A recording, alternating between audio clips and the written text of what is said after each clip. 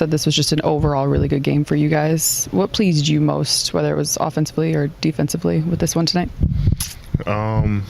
We just stayed committed to what we were doing.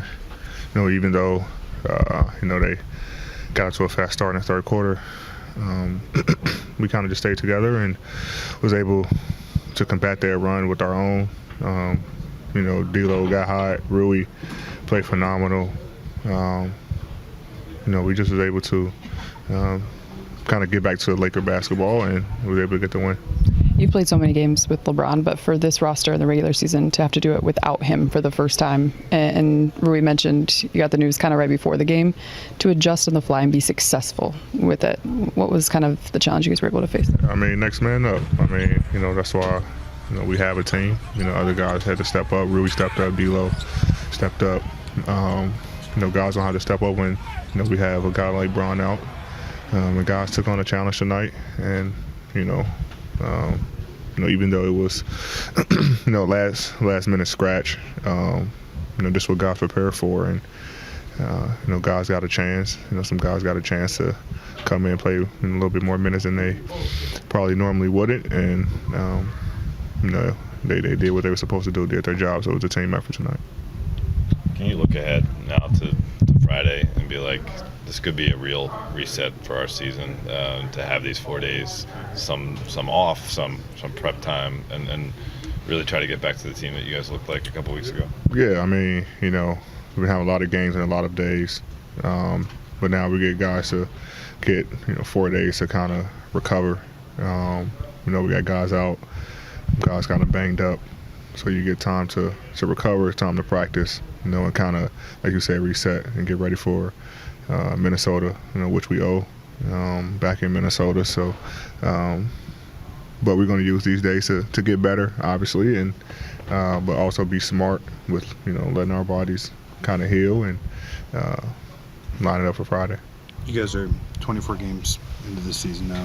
Do you think this group knows the best way for it to play offense, or is it still trying to figure out what old habits are going to work moving forward, what new stuff we should integrate? I guess where you're at in that process, you think, as a group?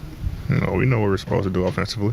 We know where we're supposed to get to as far as our spots, our running patterns, offensive schemes, our plays. We know all of that. So it's just about a matter of executing it. You played about as much basketball as anyone in the world the last couple of years, including this summer. Could just the 4 days between games, how can that specifically benefit you? So, getting some rest, banged up with a little bit of injuries and things that's bothering me. So just kind of letting that 4 days, let my body heal before we get ready to line up on Friday. But I think in my career I had a stretch where we didn't play for, 4 days. So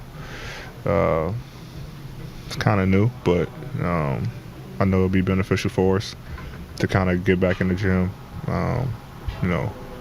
get some time away from each other. But then, getting ready to work, so we can go up in Minnesota and get a win. Defensively, you guys have been switching more, especially the last couple of weeks. Tonight, outside of, I think, some possessions against Simons, you were in a drop more often. Just how did it feel out there, making that adjustment? I wasn't in a drop tonight. Excuse me? I wasn't never in a drop tonight. All right. So you want to rephrase your question, or? What's up? You want to rephrase your question? I wasn't in a drop. What coverage were you in tonight? Coverage were you in then? Anthony Simons, if I'm in a drop, Anthony Simons is going to come off and dot my eye off. So I can't be in a drop. DeAndre Ayton was in a drop before he started blitzing the pick and roll. You had No, all you got. you had 5 block shots tonight in the first half, season high. You kind of define the defensive dominance of the team. What kind of message do you think that sends down to everybody? On our team? Yeah. They rely on me, a lot defensively, being up into the ball. And it's my job to protect the paint. So that's what I tried to do tonight. Obviously, it's contagious, and, you come, you get Cam, D'Lo, all these guys, start guarding, getting steals. I think it just helps our team, especially when we aren't able to score. We go through a stretch, where we can't score the basketball. We get rely on our defense. So, I just want to bring that intensity and that pressure and have the guys follow. Do you spend time and energy trying to figure out why maybe the first 10, 12 games of the season you guys were clicking and offense was where it was at versus why there was a drop off? Do you even concern yourself with the why, or do you? Sometimes we talk about it as a group, but we don't have time to dwell on it. We got to play another game. So when we have time off, we talk about it and try to look at how we played those games, ball movement, body movement, screening, like all those things, what we were really good at early on in the season. And we just slippage there. Obviously, guys in and out of lineup, and a lot of it comes from a drop in our defense, just being so terrible at defense, and now kind of affects your offense because everybody try to do the right thing and make a play for themselves or others, but we just wasn't organized in that stretch, so that's why we dropped off. But the last two games tonight and against Atlanta, we were organized, we were running our sets, we were screening well, guys was getting the shot that we had got in the first couple games in the season. So it's not rocket science. We just got to continue to play how we've been playing the last couple games, and we'll be all right.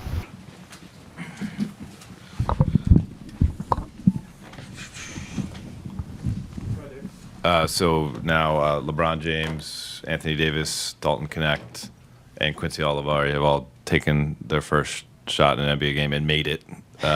What was that moment like for you? A lot of prayer, a lot of preparation, and a lot of perseverance. Meant a lot, especially to have my dad here. Just, he was the first person to take me to an NBA game at Phillips Arena, sit up in the 300 section. I used to just say I wanted to be here, and to have it here and have him here, hit a three, it meant a lot. It was a great feeling, and obviously I'm glad we won, but I hope it's 3 points of 50,000. I dream big, but I'm just happy that I got it in a win. Quincy, take us through kind of what you were dealing with the ankle and sort of what it's been like to get back and I guess physically where you're at right now. Oh, yeah. So I was in San Diego. I think that was the third game, and just kind of coming off a ball screen, kind of playing it, landed wrong. And I was out about 2 weeks, crutches, boot, just kind of worked my way back. And then I got really sick in Santa Cruz, and it kind of gave me a setback, but just trusted the process, trusted the staff, and then finally in Portland started inching my way back. And today, honestly, was the first day where I felt like 100%, no soreness, no stiffness. So that's just coming into the game. I had a lot of confidence that it would be a good game, and obviously it was. But I feel great, trusted the staff, and obviously if I'm still on minute restriction in the G League or whatever they need me to do, I'll follow that. But I feel great. Quincy, you asked about the first basket, but just what did it feel like to just step on the court for the first time, and how much had you thought about that moment coming into tonight? I almost wasn't able to take my nap today. When I woke up this morning at 8 a.m., I woke up to a text, change of plans, you active, and I was just up. I was excited. It just felt like the day. And everybody has those feelings where you just feel real confident that something's about to happen. And I prayed twice. And I did my usual. I went up, got some shots up in the morning, played the game with my friends at home, ate, took a nap, woke up. Unfortunately, my Falcons lost, but it's whatever. Came to the game, listened to my little baby, and just went through my routine, and it just felt good. Quincy, first off, congrats on your journey and everything you've been, being able to accomplish so far. But I wanted to ask you about the Curry brand deal. First off, congratulations on that. Just getting that opportunity. And then two, I saw the kicks. You had the bullseye. What was it on there on the kicks? You had the custom kicks in the first game too. So speak about that and, the creativity that you're allowed to have too with the Curry brand too. Yeah, so I mean, right now I'm rocking the Tough Crowd outfit. On the feet, I have some UA Forge Tough Crowd collab coming out in 2025. Definitely shout out Curry brand. I'm very thankful for the opportunity, but it's been an amazing feat. You know, being a two-way player with a shoe deal. Obviously, I don't take it lightly, but it's an amazing accomplishment. With that, those shoes, I will say, those are actually a Curry PE. So those are actually Steph's shoes. He likes scary movies. I don't. So you'll never catch me wearing no scary movie. They were supposed to be like Saw. So he had like some insoles with the Saw doll. No, I won't wear. No, I don't do no scary movies. But my connect Brian Williams, he told me that he was coming in this weekend. He gave them to me at my G League game yesterday, and I really liked them. The Curry ones are very comfortable. And if y'all watching, go to Under Armour, get y'all a pair of Curry One lows for sure. Very comfortable, very stylish. But yeah, Saw, Curry PEs, Curry One lows, they looked out. And with the freedom, you know, maybe some PEs coming in the future, but I won't get too much into that.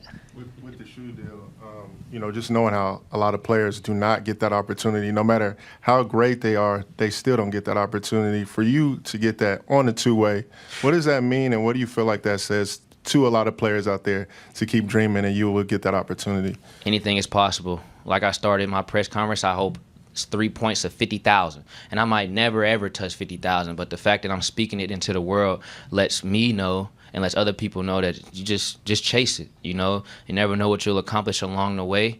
And obviously, being a two-way player, it makes it even more impressive, but I'm just very thankful that God blessed me with that ability. I tell people from Under Armour, I tell Steph, and I tell my associates, like, I'm very thankful for everything that y'all have done for me. I'm very thankful for y'all believing in me, too, because y'all believe that I can represent the brand in a positive light, and I don't take that lightly because, A, it's Steph's brand, but B, I'm on a contract that's non-guaranteed, so y'all see that you believe that I can be something greater than what I already am.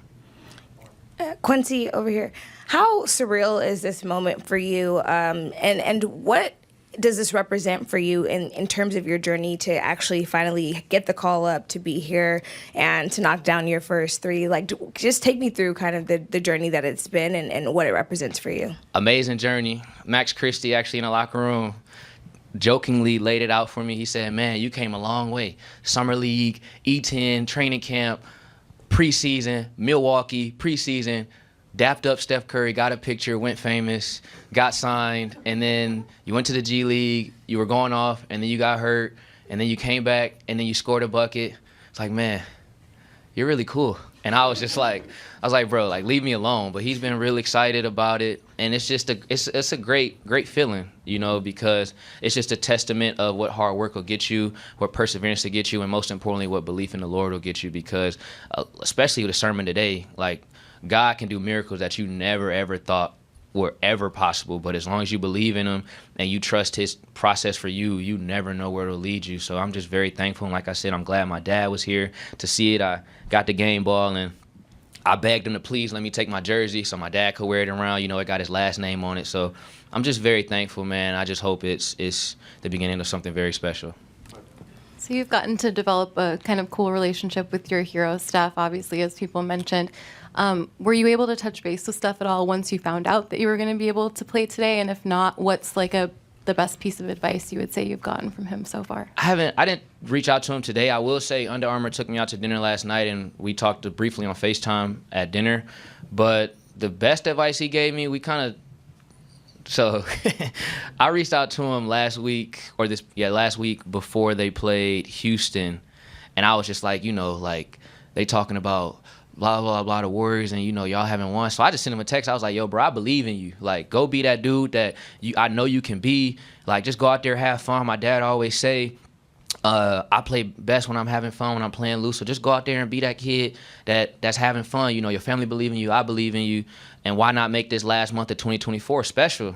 And he sent a text. He was like, I appreciate it. I said, so when you go out there tomorrow, because I thought he was playing against the Rockets, but it ended up being the Timberwolves. I said, when you go out there, do that little shimmy you do, because you don't got no rhythm, but, you know, at least try your best to do it. And he laughed at it. He said, I'm going to try my best. But it's just lighthearted text, just about having fun and reminding me that this is just basketball. Go out there, have fun, shoot the threes, and give them a show.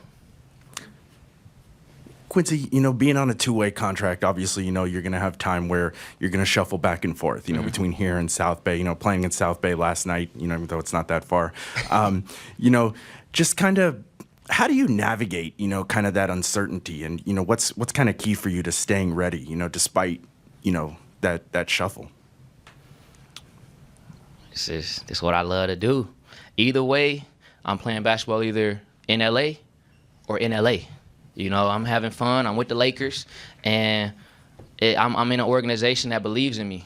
From Mazzella to the coaching staff with the Lakers, everybody believes me from the top down. I understand that it's a process. So whether I am injured or whether I haven't got the call up or I do get the call up, I just got to stay with my process because at the end of the day, it's just basketball. It's fun, and the more times I play fun, the more good games I have. And I got to remember that when things get stressful, to just take a quick moment to decompress, pray, and remind myself why I'm having fun. And that's what my dad tries his best to do, which is always remind me, like, you go out there, have fun, smile. You don't look like you're having fun, so you're not having a good game. Quincy, clearly you have been a dreamer and you continue to dream. What does it feel like to have your dreams come true? Unbelievable. Unbelievable. Honestly, I might not be able to sleep tonight because I might be on the phone with my homies just telling them, like, that was crazy. But I think what's kept me going is always trying to chase the next thing. Like, that's one dream, and I got many more on my way to 50,000 points. So just trying my best to stay focused and keep the main thing because I know that I wouldn't be here if I didn't stay with my process when I did achieve success. Thanks, Quincy. Thank you. Y'all have a good night. He ran a ATO for you. He said he probably hasn't run an ATO for you since the preseason, and then you guys kept going to the same play. How did that work being featured, and how did maybe that help you get going? Yeah, we probably did like what we didn't do this whole season. We did in this game, literally it was like a back to back to back to back, But that's the trust I got from this team, especially Braun was out today. We found out right before the game. So the coaches told me I had to step out tonight. So I was ready for it, and then just as a team, I think we were moving the ball well. Dilo was great. Of course AD, and especially the other guys. Gabe, Max, Cam was really good defensively. That's why we got this dub. So that was great. Rui, you led the team with 4 steals tonight. It seemed like overall your defensive play has stepped up past couple weeks. Just how would you gauge your own play on that end of the floor? Yeah, I was just trying to be aggressive, especially defensively. We're struggling. We've been struggling. So, but today I think playing with the Gabe, Cam, Max, I think it made us easier to kind of, be more aggressive because I can trust them. They always make a plays defensively. So, I think it was a great defensively for us today. Hey, Rui, Shohei Ohtani was here tonight. Did you get to say hi and catch up with him at all? No. I didn't know he was going to come. I found out right before the game, but yeah, he's a very low key guy. He don't want to be in the scene like that. So yeah, but I think it's good that we both played in most highest level in sports leagues, and we especially in LA. That's like the biggest markets here. So yeah, it's just like we support each other. He support us, support me. I suppose, of course they won, but I think that kind of motivated me too. I want to win here, and we have a lot of chance this year too. So, that was a great moment for sure. Hey, Rui, wanted to ask you, JJ talked a lot about playing in the middle of the floor. A lot of situations, you will hold a screen, get a switch. How did you like that, that matchup for you in terms of playing at the nail and then being able to ice them, being able to work and not see a double team because you're playing at the middle of the floor? Yeah, that's my spot, you guys know. Since I was college, that's literally my spot. I can't say anything else. Literally, I've been working on. That's why I got drafted. Basically. So, nothing I can say about. It's just I like to play that elbows, and it's easier for me to. There's a lot of options. I can drive. I can just shoot over. And somebody comes, I can pass to right away. So yeah, it's good. Rui, I'm sorry if you've been asked this, but You said, I think, something to Mike after the game about getting back to the way that you guys have played in the past offensively. How tough has it been to try to put a new system in around a group of players that has played together a very different way? And I guess where do you think this team is in terms of getting comfortable with the best way to maybe play? Yeah, we have a lot of injury guys in and out, and especially today was like 6 guys out, the actually main rotation guys, so it's tough, every games we have a different, rotation, starters, all that, but it is what it is, but as a team, I think what we can control is, especially in like a practice, that's how we have the base and the core, that's what it's gonna, bring it to the real games, so I think with this stretch of away world games and all that, we didn't really have the practice like that. We couldn't get it. So I think this 10 days, we have 10 days of stretch. We only have 2 games, so I think we need to rest, but also we need to kind of reset and get back to what we had in our first 10 games. We were really good. We have that. We just we kind of break that, but I think we can get back easily. So we just got to focus on that. 八村選手、お疲れ様です。おめでとうございます。はい、改めてちょっと大谷選手について日本語でお伺いしたいんですけれども、これまではプレーオフに出たりワールドシリーズに行った大谷選手について聞いてましたけど、今度は大谷選手の前で今季最多得点を挙げてチームを勝利に導いたということに関してどのように思われますか？そうですね。彼が来るってことは試合前に聞いただけなんですけど、そういう中で僕もチームとしてもすごい流れが悪かったので、この2週間ぐらい今日はそうやって、チームが勝ってて僕もいい活躍ができてよかったと思いますし、そうやって日本人としてLA で大きな舞台で違うスポーツですけどこうやって一番上の舞台で戦っている中でサポートしながら、もちろん彼は優勝しましたけど今年も僕もそういう優勝を目指してやってるので、そこはやっぱりモチベーションにもなると思うので、今日もこうやって来てもらって嬉しかったですし、これからも頑張っていきたいなと思います。あとチームのことですけれども、今季は今まで以上に自分もどんどんチームを引っ張っていかなければいけないという意識ってありますか？そうですね、6年目っていうのも NBA で6年目ってもありますし、チームでも3年目っていうこともあるので、このチームの中でも一番2番3番4番ぐらいに長くいたレイカーズで長くやってるプレイヤーの一人なので、そういう中ではやっぱそういう僕らの伝統カルチャーとかそういうところも考えながら自分でそういう入ってきてる選手とか新しい選手若い選手たちに伝えれてきたらいいなと思います。Thank you. Scratch and then kind of D'Lo, and you went to D'Lo early in the third when things started. It seemed like they went the other way. What was important with him in the offense and kind of stabilizing things tonight? Yeah, I thought there's a few things there. Just half court shot creation, having another ball handler out there. Really wanted to play in the middle of the floor tonight. They have some young guys that really try to pressure you and didn't feel like playing on the side was good. Didn't feel like playing in the post really was good either, because they flood with that low guy and they're disruptive. Kamara's like Dyson Daniels or some of these other guys we played recently that just kind of get you out of your flow offensively if you are stagnant. So we wanted to just play in the middle of the floor. But I thought Rui in that second quarter was great, and D'Lo just having a big time game. AD was fantastic. And then defensively for us, I thought a number of guys played really well, and Gabe Vincent, Max Christie, Cam.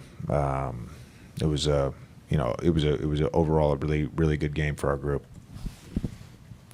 Along those lines, what's sort of the big picture utility on a night like tonight in terms of, obviously D'Lo hit shots, but before that, it felt like he was doing a lot of little things in terms of organization and stuff like that mattered. You mentioned Cam. He had 4 assists, I think, during the second quarter.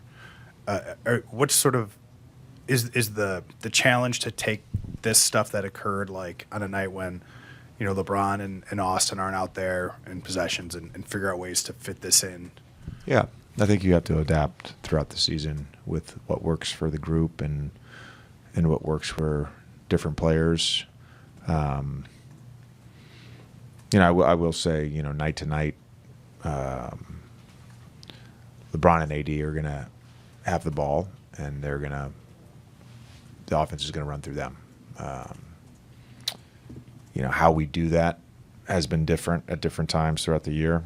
The other guys are really good offensive players and really talented, and there's nights where it's their nights, and there's nights where it's not. So some of it is feel, but again, you have to be open to mixing different things in.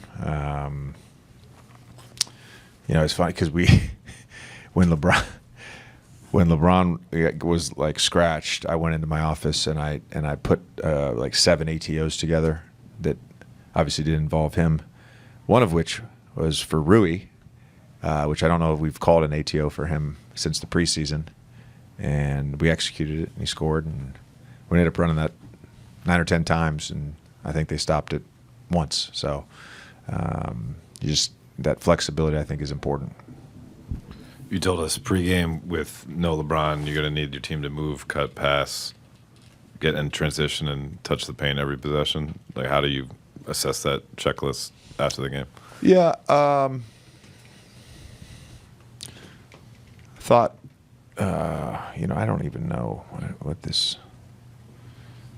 I really thought the AD Rui combo was really great in the 2-man, and that.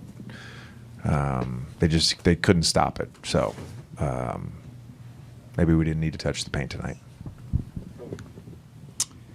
You guys had, I think as the second quarter, as part of 15-0 run, you guys had, I want to say, 5 or 6 consecutive stops. A lot of times we talk about offensive flow and rhythm.